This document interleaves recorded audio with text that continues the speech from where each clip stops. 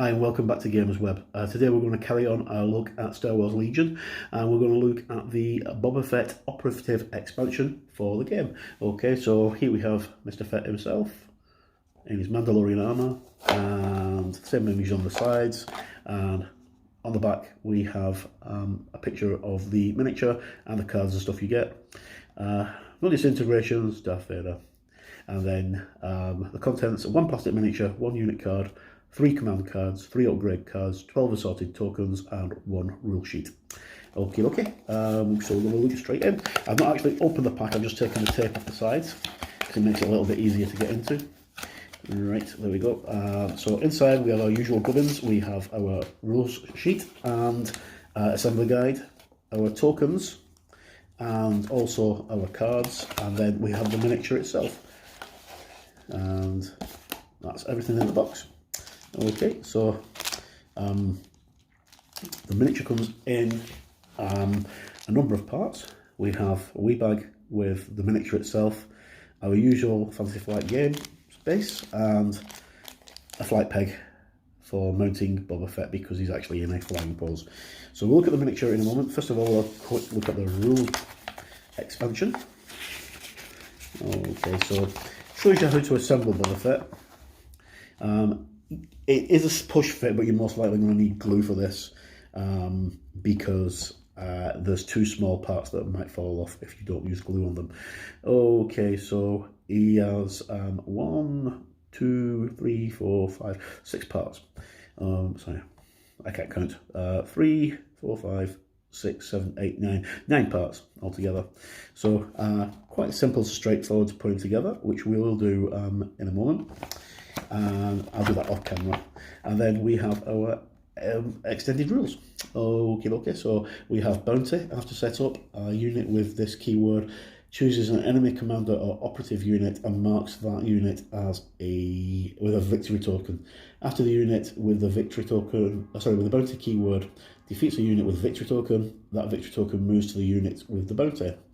At the end of the game, if the player controls a unit that has the bounty keyword and has a victory token on it, and has not been defeated, that player gets a victory token. Immobilize. Immobilize, maximum speed of a unit is reduced by 1 for each immobilized token that it has. When a unit activates, if it has 1 or more immobilized tokens, its minimum move speed is 0. It cannot perform moves during its activation. At the end of its unit's activation, it discards all immobilized tokens. So immobilize is quite good because you can actually force players to stay still. Impervious. When a unit with impervious keyword is defending, it rolls an additional defense dice equal to the pierce value of the attack pool. And operative, this icon indicates that this unit has the rank of operative. When building a standard army, a player may include up to 2 operative units. Each operative has 3 command cards that can only be used by that if that operative is included in your army. When playing a non-operative specific command card, a player cannot nominate an operative. Okay, so that's the rules.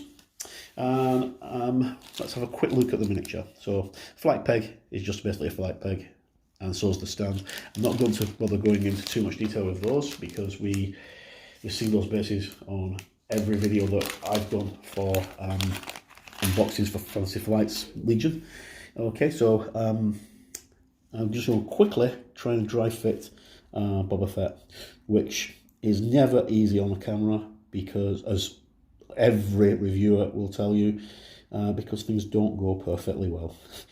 Okay, so actually it's not going too badly because it's just push pegs, and obviously once I've got the miniature the way I want it, I will simply just glue everything in place. Okay, so that'll be that on. Yes, so he does have an arm there. Like that. And then this arm goes on here like this. So as you can see, it's quite simple to do. It's just tricky to do at an angle, especially when you can't see what you're doing, because I'm holding the camera to see. I've got the camera directly above where I am. There we go. Right, and then his head like that Goes on. It's a very dramatic, dynamic pose, and the detail's fantastic.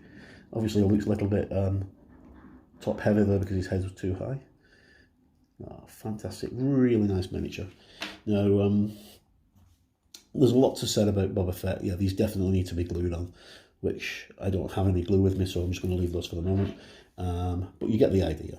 And once I've finished the assembly, I will actually take some photos. Okay, so there's Boba, all ready to jump into action with his Mandalorian armour on. And just in case you're wondering, the flight peg goes into the wee recess there. Okay, so that's Boba Fett looked at. Now let's have a quick look at his cards. Now, I don't understand why people get so worked up about Boba Fett. He's got lots and lots of stuff written about him, loads of books.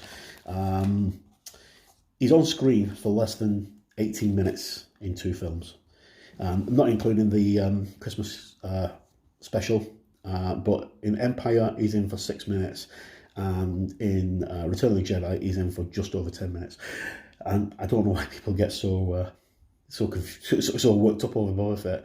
I can understand he's got cool armour, but he's a pretty bad bounty hunter because, 1, he doesn't catch his bounty, and 2, because then Darth Vader arranges that, and 2, when he does actually get involved into a firefight, he gets knocked over by a blind Han Solo into the Sarlacc pit. Oh well, each to their own. Okay, so we have our immobilized tokens, suppression tokens, wound tokens, the usual things, aim, defense, dodge, and of course our activation token with the specialist symbol on it. And then we have our cards. So we take a look at the Wii cards first. So we have emergency stims, which if you saw the one of the previous videos I did with Han Solo, he comes with emergency stims.